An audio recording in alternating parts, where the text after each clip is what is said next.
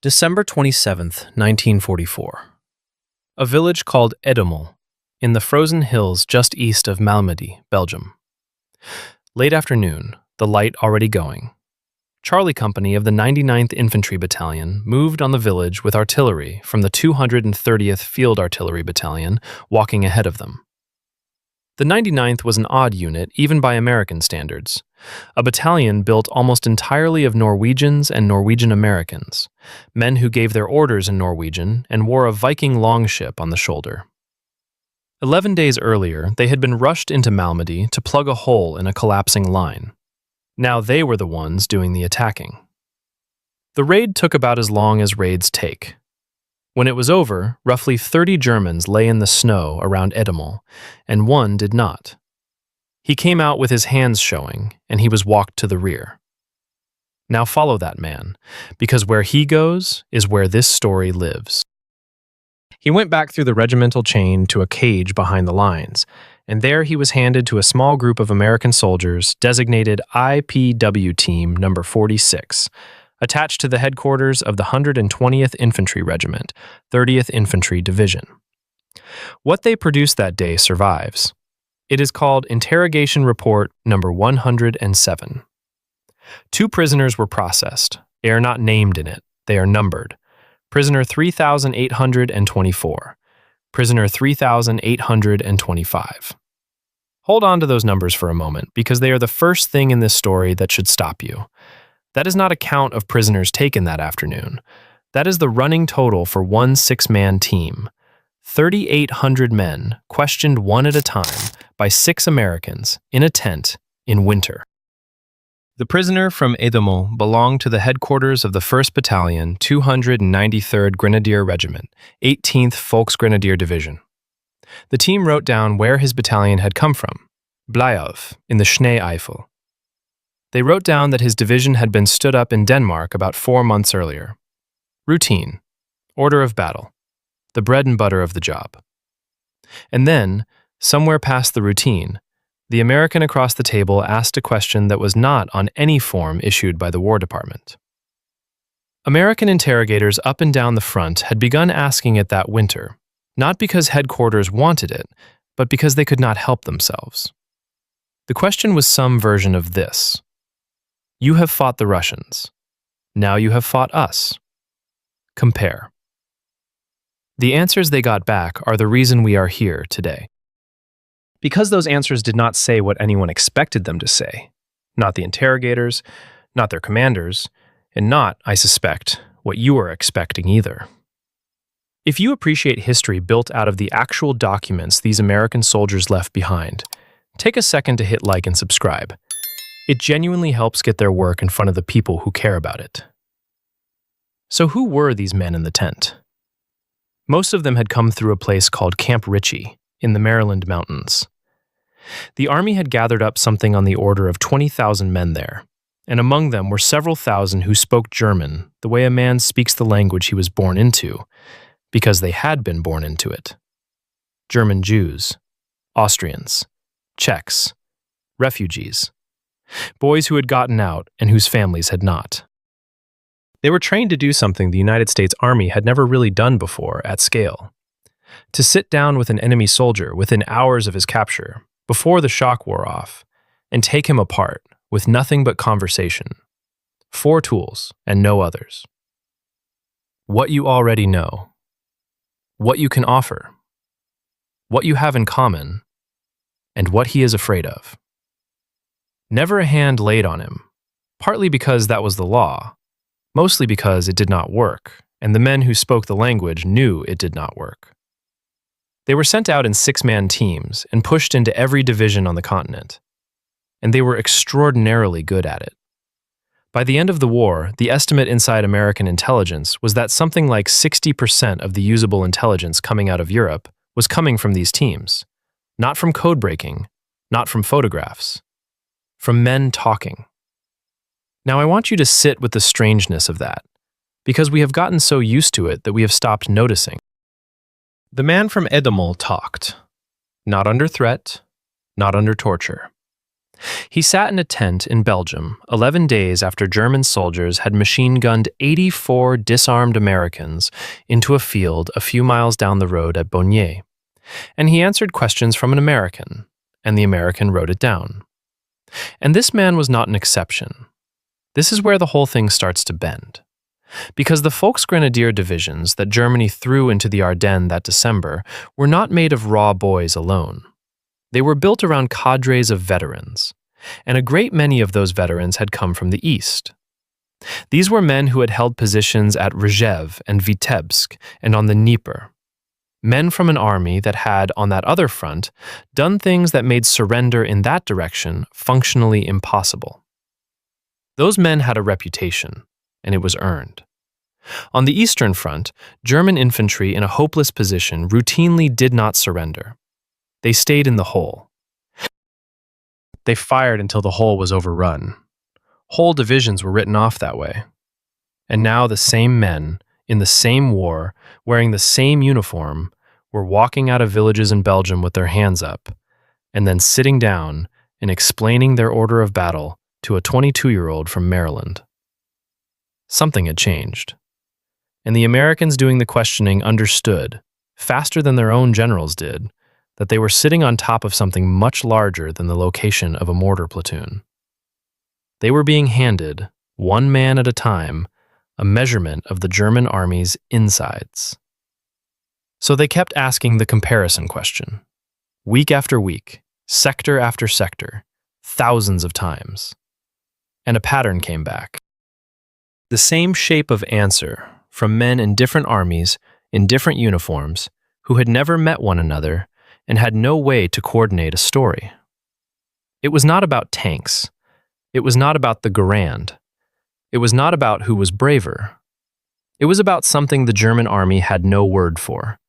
And once you understand what it was, you will understand why these men could hold in Russia and could not hold here. To understand what the Americans were hearing, you have to start with what they were doing to get men to talk in the first place. And the most effective tool in that tent had nothing to do with America at all.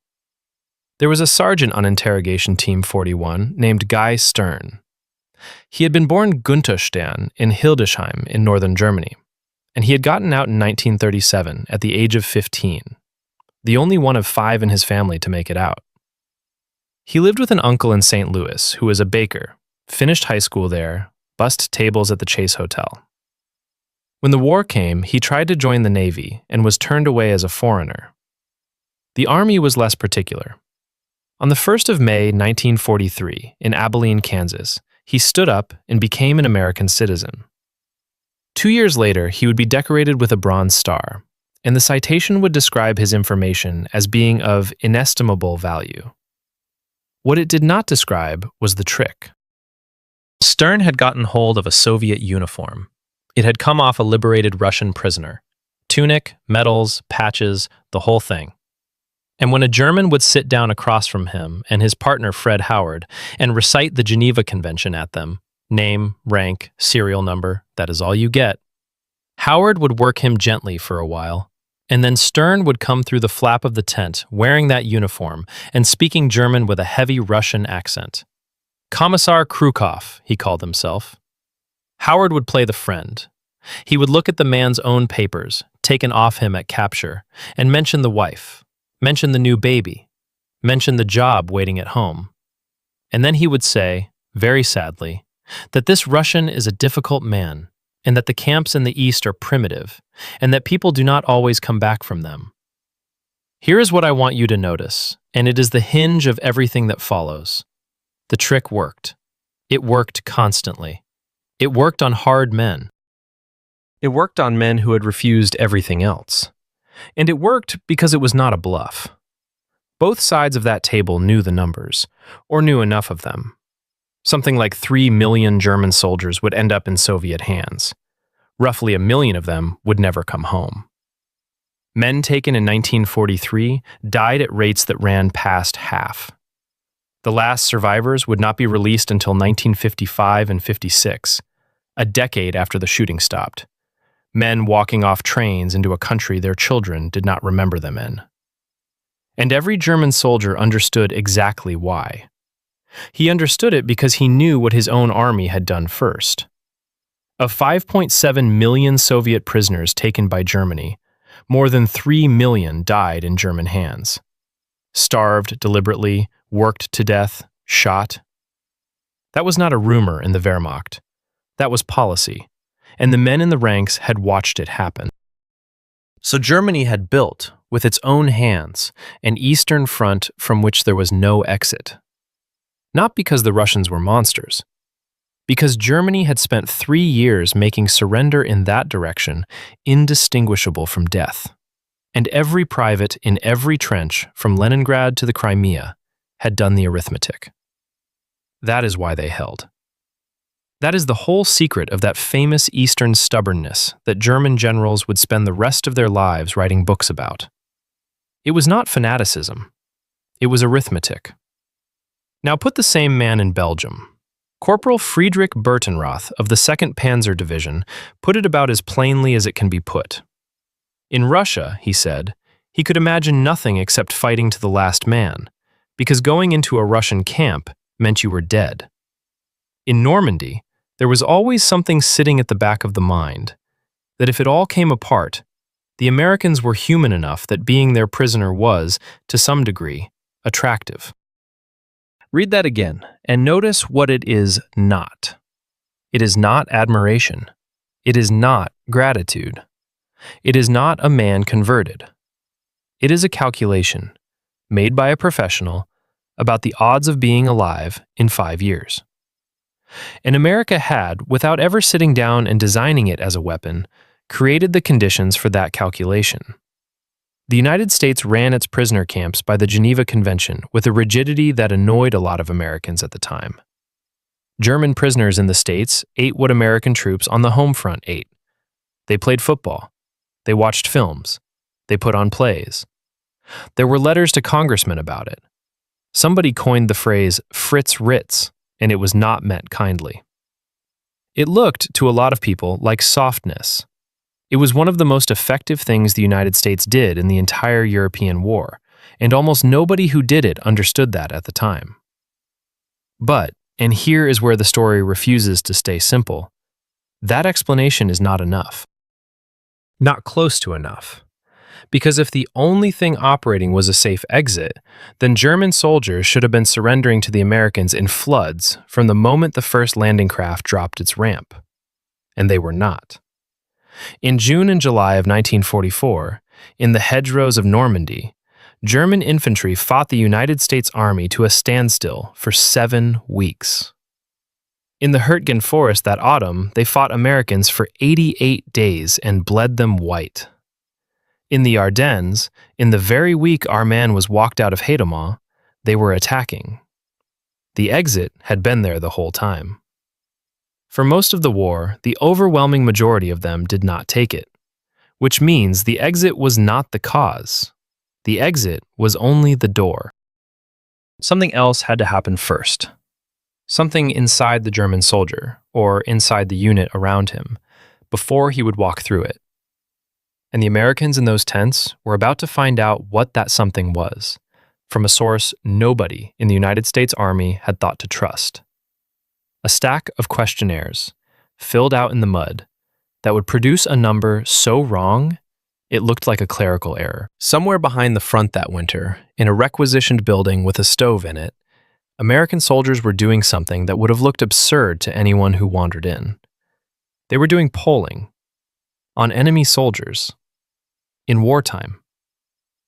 The Psychological Warfare Division of Supreme Headquarters had an intelligence section, and in that section were 2 men whose names mean nothing to most people who love this war and should mean a great deal. Edward Shills, Morris Janowitz. Both were academics before the war, social scientists, the kind of men the combat arms tended to regard as ballast. Janowitz had studied under Harold Lasswell. Neither of them was going to storm anything. What they had instead was a questionnaire. It had been built with help from a British psychiatrist named Henry Dix, and it was standardized, which is the important word. Standardized meant that a prisoner questioned by a team in Lorraine and a prisoner questioned by a team in the Ardennes were being asked the same things in the same order. so their answers could be stacked, counted, and turned into a number. Nobody had ever done this to an army before. Not at this scale, not while the army in question was still shooting. And the American teams in the field hated it, at first. Understand what you are asking of a 23-year-old sergeant in a tent with mud on the floor. He has a prisoner in front of him who might know where the mortars are, right now, tonight. And headquarters wants him to spend his last 10 minutes asking the man how he feels about his officers. They did it anyway, thousands of times. And they added the captured mail, sacks of letters going home from the front and coming back from Germany, read by men who could hear every shading in them. Now, here is what everyone expected the answer to be. The theory of the German army, held by nearly every Allied officer in 1944, was that it ran on belief. 12 years of the Third Reich, the Hitler Youth, the oath sworn to a man rather than to a country. The Nazis had built a machine for manufacturing conviction, and the working assumption was that conviction was the glue. Break the belief, and the army falls apart. That assumption was the entire strategic basis of the leaflet campaign, the loudspeaker trucks, the broadcasts, hundreds of tons of paper dropped on German positions arguing that the war was lost and the cause was rotten. So the interrogators asked, and they counted. In January of 1945, German prisoners taken on the Western Front were asked whether they still had trust in the Führer. 62% said yes. Take a moment with that number, because it is one of the most quietly astonishing figures to come out of the entire war, and almost nobody knows it. January 1945. The Ardennes offensive has failed. The Russians are across the Vistula and driving on the Oder. German cities are being burned off the map night after night. Every man in that room has watched his own army retreat across France, and he is standing in an American prisoner cage in a country his side no longer holds. And nearly 2 out of 3 of them, given a private opportunity to say otherwise to the enemy, said they still trusted him. Janowitz was careful about it. He noted, when he wrote it up, that a poll number like that cannot be read on its own, that it has to be set against the much larger body of what the interrogations actually showed. He was right to be careful, but the number is real, and it will not be argued away. Now hold that number next to the thing we started with, the veteran of the Eastern Front walking out of Edemol with his hands up. Those 2 facts should not be able to live in the same army. A man who still trusts his leader does not surrender. A man who surrenders does not still trust his leader. Every model of morale the Allies possessed said one of those 2 things had to be false. Both were true. At the same time. Often in the same man. And this is the moment where the story turns, so I want to mark it clearly for you. Because the Americans doing this work stopped asking whether the German soldier believed and started asking a different question entirely. A question that only occurs to you if you are sitting across a table from 3,800 individual men rather than reading estimates in a headquarters. They started asking, what was he doing in the 10 hours before he put his hands up? Not what did he think? What happened to him? And when they laid the capture reports side by side, something came out of them that had nothing to do with ideology and nothing to do with courage. Men did not surrender because they had stopped believing in the war. Men surrendered when the small group of men around them stopped existing. Not the division, not the regiment. The 8 or 10 men he ate with, dug with, slept beside. His section. When that was intact, a German soldier would do very nearly anything, and the polling on Hitler was almost irrelevant. When that was gone, the sergeant dead, the others scattered, the man alone in a hole in a wood with no one who knew his name, he became a different animal entirely, and often within hours. Schills and Janowitz would put this in print after the war, and it would go on to reshape how armies everywhere think about why men fight. But in the winter of 1944, they were not writing history. They were writing a target list. Because if that was true, then the question that mattered was no longer, how do we make Germans stop believing? It was, what breaks a German section faster, the Russians or us? And the men best placed to answer that were the prisoners themselves, the ones who had done both. So the interrogators asked them to compare. And the first thing the Germans said in answer was not the thing the Americans wanted to hear. It was a compliment to the Red Army. There was a German tank sergeant, a Panzer staff sergeant, taken by the Americans, who gave his interrogators the comparison in full. And it is worth walking through slowly, because he was not being sentimental, and he was not being clever. He was a professional, describing two different enemies to a third party who could not check his work. About the Russian, he said this: "The Russian never lets you forget, not for a single minute, that you are standing on his ground, and that you are the thing he hates. He will endure hardship that no other soldier will endure." And then the sergeant gave an image that has stayed in the literature ever since. If 9 men are killed trying to cut a path through the wire, the 10th will go anyway, and the 10th will get through. That was the German professional assessment of the Red Army infantryman, given to an American with nothing to gain by giving it. Now hold that, because the same man in the same breath said something about the American, and it was not that the American was braver. He said the average Russian soldier lacked the resourcefulness of the American. And he said the Americans were masters of their equipment. Two different compliments, two entirely different kinds of soldier being described. And the interrogators heard versions of that split over and over that winter, from men who could not have compared notes. It stung. Let us be honest about that, because it is part of the story. American interrogators were young men who had been in this war for months, next to divisions that had bled across France. And here was a German telling them, in effect, that the toughest infantry in the world was somebody else's. And this was not one bitter sergeant talking. It came from the top of the German army, too. Major General Rudolf Christoph Freiherr von Gersdorf was chief of staff of the German 7th Army. He had campaigned in Russia. He had seen the winters, the encirclements, the whole catalog. 2 years earlier, he had walked into a Berlin exhibition hall with explosives in his coat pockets, intending to kill Hitler by standing next to him, and had only survived because the tour ended early enough for him to get to a lavatory and pull the fuses. That is the man. And Gersdorf said that the fighting in the Hurtgen forest was the heaviest he had ever witnessed, worse than anything he had seen in Russia, and that it reminded him of the attrition battles of the last 2 years of the First World War. Now that is a stunning sentence, and it does something to the picture we have been building. Because Gersdorf was not describing American mastery of equipment. In the Hurtgen, there was very little equipment to master. The forest canceled it. The trees were too thick for aircraft to see through. The trails were mud.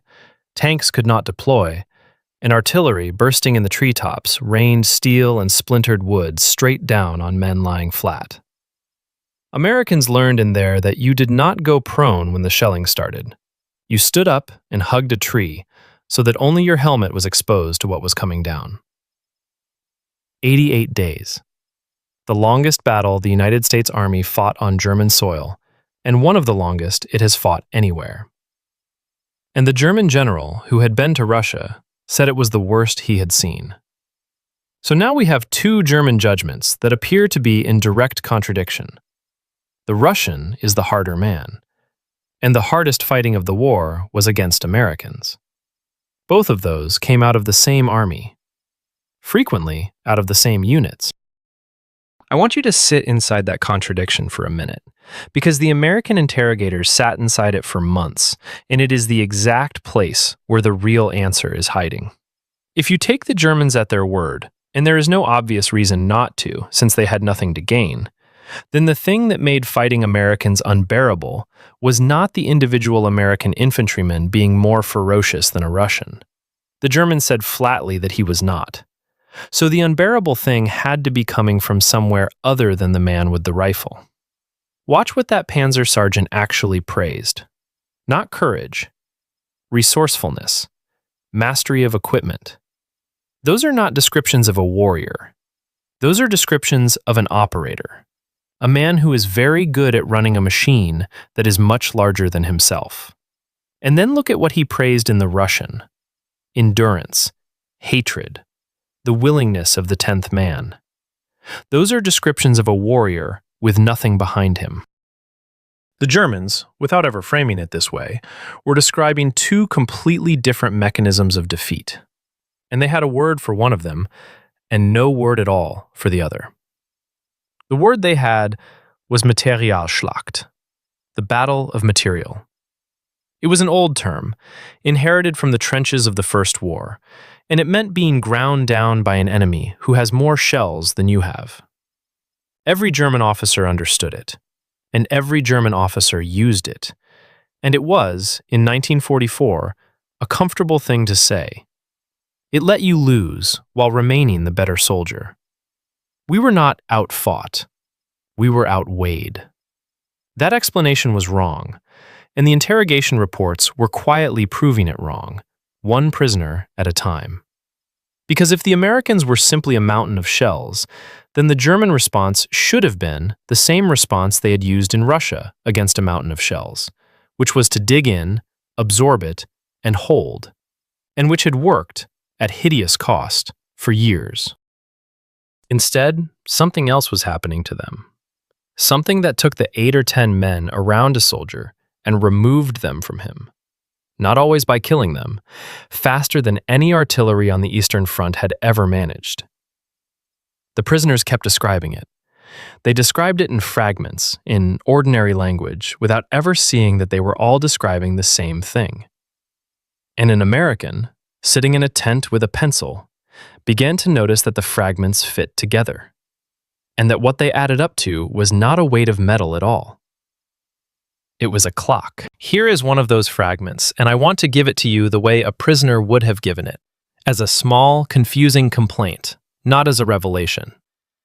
A German company commander describes moving a platoon between two positions in daylight. Ordinary business. Men in file, spread out, using the ground. Somewhere behind the American lines, a lieutenant he will never see says a few numbers into a radio. And then, with no ranging shots, nothing walking toward them, no warning at all, every gun within reach of that map square fires, and every shell arrives in the same instant. That last part is the whole thing. That is what the Germans could not place. Artillery has a rhythm, and every infantryman on Earth knows it. The first round lands long. You have a few seconds. The second lands short. They are bracketing. You have a few more. And in those seconds, a trained soldier gets into the ground and lives. The German army had built its entire survival culture on those seconds. The Americans took the seconds away.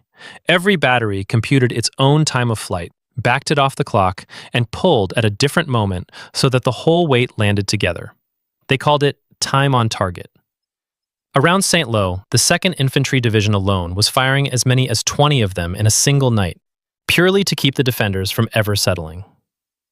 Now, a time on target concentration does not necessarily kill a platoon. Often it kills 3 men and wounds 5. What it always does is end the platoon as a platoon. The survivors are scattered across 100 meters of ground, deaf, some of them buried, the sergeant somewhere else or nowhere. And the men who crawl out of that are no longer 8 men who know each other. They are 8 separate men. Now put that against Russia. German artillery could not do this, and neither could Soviet artillery in the same way. The Germans were short of shells from the very beginning. By late 1941, heavy artillery units on the Eastern Front might have around 50 rounds per gun on hand. 50. And it never got better. In Normandy, German guns supporting the 5th Panzer Army were firing something on the order of 10% of what was coming back at them. The Red Army solved the shell problem differently. with enormous set-piece bombardments, thousands of guns on a narrow sector, announced by their own scale, going on for an hour or more. Terrible. Absolutely terrible. But a German soldier could be told a Soviet offensive was coming, could be in a deep bunker before it started, and could come out afterward and find the men he knew. The American method was smaller, arrived without notice, and could happen anywhere to anyone at any hour, because the network that produced it never slept. That is what Material Schlacht failed to describe. It measured tonnage. The thing that was actually happening was measured in minutes. And once you see the clock, you see it everywhere in the prisoner's statements. A German battalion commander pulls his unit back to a second position at night, correctly, by the book, and by mid-morning, the Americans are already on the new position, because the withdrawal was spotted, reported, and acted on before he had finished digging. A counterattack forms up in a wood and is broken up in the assembly area before it has attacked anything. A machine gun opens fire and is answered inside of 3 minutes by something much larger than a machine gun. Individually, each of those is a bad day at the front. Together, they describe a system in which every German act was answered faster than the German could complete the act. And a unit that is always being interrupted mid-motion never gets to be a unit. It never gets the hour of quiet in which a sergeant walks the line and the men become 8 men who know each other again. Now I want to bring back something from the very beginning of this, because it belongs here. Remember Interrogation Report number 107 and the prisoner numbers on it. 3,824. 3,825. That is the same clock, seen from the other end. Because the reason the American response was so fast was not psychic. It was that a prisoner taken at 2 in the afternoon was being questioned by men who spoke his dialect within hours, sometimes within the hour, while his boots were still wet, before he had adjusted to being captured, before he had decided what he was going to say. Team 46 had done it 3,800 times. They knew the 18th Volksgrenadier Division had been raised in Denmark 4 months earlier. They knew where his battalion had come from. Half of what he might have hidden, they already had, and he could tell they had it, and that is precisely why he talked. Speed produced intelligence. Intelligence produced speed. The loop closed, and then it spun. And here I have to tell you about the winter, when the loop nearly killed the men running it. Because in the first weeks of December 1944, the interrogation teams found the biggest thing any of them would ever find, and it did them no good whatsoever. Working out of Mobile Field Interrogation Units 1 and 2, men including Victor Brombert, John Krasny, Max Oppenheimer, Lieutenant Leroy Vogel, and Max Horlick had been filing prisoner intelligence bulletins through late October, November, and early December. Trained men were in transit and in training. Armored equipment was in production and in the depots. German aircraft plants were busy. Paratroops were being pulled out of infantry units. The synthetic fuel plants and the dumps were, in many cases, undamaged. The railways were strained and still meeting demand. Read those together and they say one thing. Something is being assembled. On the 16th of December, 20 German divisions came out of the Ardennes into a sector held by a handful of American ones, and the newly arrived, untested 106th Division was very nearly annihilated. 12 days later, the front page of the Paris Herald Tribune told the world that Allied intelligence had failed. The men who had filed those bulletins read that in the field. And what one of them did next has never been widely known. On the 5th of January 1945, with the Ardennes fighting still going on, a first lieutenant of infantry named Leroy Vogel sat down and wrote a memorandum to his commanding officer at Mobile Field Interrogation Unit Number 1. The subject line was, Public Criticism of Allied Intelligence Service. It is one of the most restrained documents produced by any American in that war, and one of the angriest. Vogel quoted the newspaper back at his own headquarters, the claim that intelligence had failed to detect the buildup, that the experts had told correspondents Rundstedt had essentially no strategic reserves, that the German Air Force was practically gone, that fuel shortages made any large German effort impossible. And then, instead of arguing, he attached the evidence. Extracts from and references to every prisoner intelligence bulletin his unit had published between the 31st of October and the 14th of December. Item by item. There was evidence of the buildup, men in training and in transit, armor in production and in the depots, aircraft industry active, paratroops withdrawn from infantry units, fuel plants and dumps undamaged, railways meeting demand. Signed, Leroy Vogel, 1st Lieutenant, Infantry, Briefing Officer. A captain named Edmund King wrote a parallel statement for Mobile Field Interrogation Unit No. 2, and his ended with a line that tells you exactly what kind of professional he was. "It is nonsense," he wrote, "to say the intelligence service failed to keep abreast of what was happening behind the German lines. Our job in this unit is to collect and disseminate. It would be irresponsible of us to try to evaluate the enemy on what we see of him only through the minds of prisoners of war. Evaluation belongs to the offices that can weigh the whole body of information." Read that again. That is a man who has just been publicly blamed, refusing to overclaim even in his own defense. He would not say we predicted the bulge. He said we reported what we found, accurately, and somebody else was supposed to add it up. John Krasny, another of these men, wrote in a memoir he never published that knowing headquarters had strong warnings and did not act on them remained the most frustrating thing in his life. I have told you that story for a reason, and it is not to relitigate December of 1944. It is because of what happened to these teams afterward. Before the Ardennes, prisoner of war intelligence was regarded at the highest levels as soft, impressionistic, one man's opinion, useful for order of battle and not much else. After the Ardennes, that was over. What the men in the tents were producing became one of the most closely read products in the theater. And that meant that when the interrogators kept pulling on the comparison question through January, February, and March, somebody upstairs was finally listening. Which brings us to the answer. Here is what the Germans were actually saying once you assemble it from 10,000 fragments. They were not saying the American soldier was harder than the Russian. They said the opposite, consistently, and they meant it. They were not saying the Americans had more shells, although that was true, because that explanation had been available to them since 1917, and it explained nothing about why they broke here and not there. What the German prisoners were describing, without a word for it, which is why nobody heard it at first, was that the two enemies attacked completely different things.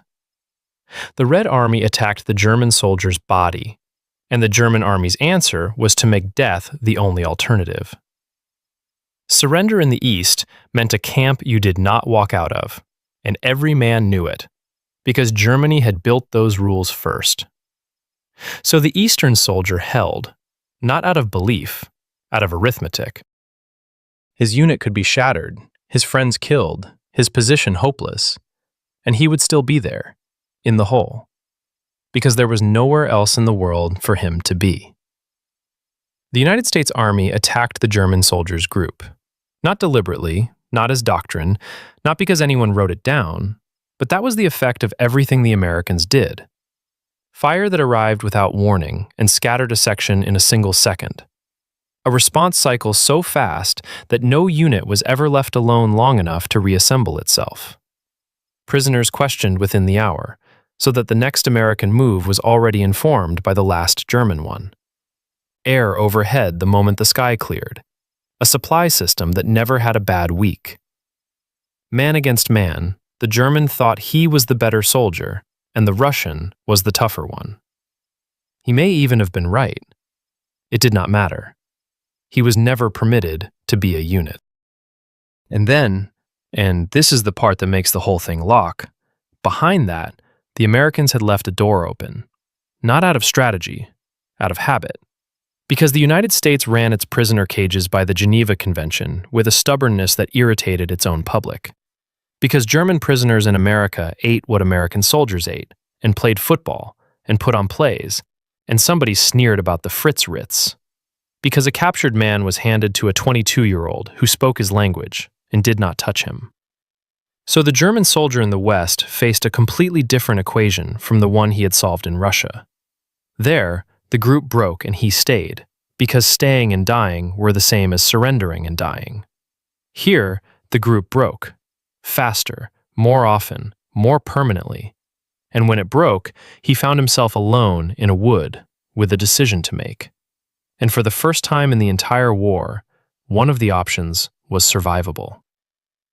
That is what the interrogators found. That is what stopped them. Not that the Germans admired the Americans. Not that they had stopped believing. 62% of them still said they trusted the Fuhrer in January of 1945. And that is the point. That is exactly the point. Belief was never the load-bearing wall. The load-bearing wall was the 8 men beside you and the certainty that there was no way out. America knocked out the first and, without meaning to, unlocked the second. And in the spring of 1945, the consequence of that arrived, at a scale no one in the tents had imagined. Watch what happens to the numbers, because numbers are how this ends. Through the autumn of 1944, taking German prisoners on the Western Front was hard, slow work. Men came in by the dozen after a village fell. In March of 1945, the average was 10,000 a day. In the first 14 days of April, it was 39,000 a day. In the last 16 days of April, it averaged 59,000 men a day. I want to give you that in a shape you can hold. 59,000 men a day is more than 4 full American infantry divisions surrendering every 24 hours for over 2 weeks without a pause. It is a city walking into captivity every day and doing it again the next morning. Across March and April alone, more than 1,800,000 German soldiers surrendered in the West. In the same closing months of the war, something on the order of 800,000 surrendered to the Russians. Less than half as many to the enemy that was actually taking Berlin. And that lopsided ratio is the entire thesis of this story, written in men, because they had a choice about direction, and they made it. Divisions marched west to be captured. Units that could have fought moved away from the Russians and toward the Americans. And when they got there, they stacked their rifles. On the 27th of March, Eisenhower told a press conference the enemy was a whipped army. And by then, the surrenders were feeding on themselves, each collapse thinning the line beside it, making the next collapse easier. Now understand what that avalanche actually was. It was not a moral awakening. Very few of those men had changed their minds about anything. It was the two things we have been building this whole time, finally operating at full scale at the same moment. The small groups were being broken faster than the German army could form new ones. The divisions of 1945 were assemblies of strangers, boys and older men shoveled together, with none of the years of shared trenches that had held the Eastern units upright. And the door was open, and it led west. The Wehrmacht did not lose its faith. It lost its arithmetic. And here is the piece I find hardest to look at squarely, so I will just put it plainly. Germany had spent 4 years making sure that no German soldier could ever surrender in the East. That policy was built out of starved Soviet prisoners, out of camps that were not camps, out of an explicit intention that those men should die. And in April of 1945, it came back and took the German army by the collar and pushed it westward, because there was now exactly one direction in which a German soldier could put his hands up and expect to see 1950. They had built their own trap. The Americans simply left a gate unlocked and did not fully understand what they had done. Meanwhile, the men in the tents were drowning. This is when Guy Stern's Bronze Star citation stops being an abstraction. He was decorated in part for what the Army called a method of mass interrogation, and now you know what problem that method was invented to solve. Six-man teams designed to work through a handful of prisoners a day were being handed hundreds, then thousands. You cannot sit each of 59,000 men down individually. So they built ways to sort at speed, to work a crowd, find the 4 men in it who knew something, and pull them out of the mass in minutes rather than hours. And now, in the spring, the teams crossed into Germany itself, which changed the job into something none of them had trained for. Werner Angres had jumped into Normandy on the 6th of June, his first parachute jump ever, made with special permission he had personally asked of General Gavin, because Angres had been assigned to the 82nd Airborne without being a paratrooper and refused to let his division go without him. 9 days later, he was captured behind German lines, a German-born Jew, in an American uniform, in German hands, who kept his mouth shut about both facts until American troops reached him near Cherbourg. He went back to work, Holland, the Ardennes, and then across the border into the country he had run from. When the 82nd went into Germany, Angres's language made him General Gavin's personal interpreter. He also took part in the liberation of a camp, Ludwigslust, Wirbelin. Think about who was in that tent, now, on the German side of the Rhine. American sergeants who had left Germany as children in the 30s, questioning German soldiers about German towns those sergeants had grown up in a German that still had the local accent in it. Prisoners who could hear that accent and could not always work out what it meant. And a great many of those Americans were, at that exact moment, still writing letters to the Red Cross and to refugee agencies, asking for word. Guy Stern's last letter from his mother had been mailed in 1942, postmarked Warsaw. So there is one thing left to settle, and it is the thing this whole investigation has been circling. We know what the Germans said about the Russians. We know what they said about the Americans. We know why the 62% number and the surrender avalanche could both be true at once. But there is a question underneath all of it that the interrogation reports do not answer, because it was never a question anyone thought to put on the form. The interrogators were the ones who had been thrown out of Germany. Their families had been taken by the men whose comrades now sat across the table. Every single day, for a year, they sat down with those men and did not touch them, did not shout, and got the truth out of them by being decent, patient, and better prepared. Why did they do it that way? There is a very simple answer, and it is not the one about the Geneva Convention, and it comes from a man who was there. He said it decades later, in an interview, in a single sentence, and it explains, better than any doctrine, why the door was open in the first place. His name was John Gunther Dean. He had been born Dienstfertig in Breslau, and he came to America as a boy. During the war, he was a private with a duffel bag, sent to a drugstore on a corner in Alexandria, Virginia, and told to telephone a number. The car that picked him up took him to a place with 87 buildings on it that had no name, only a mailing address. Post Office Box 1142. That was the secret Strategic Interrogation Center at Fort Hunt, on ground carved out of George Washington's old estate.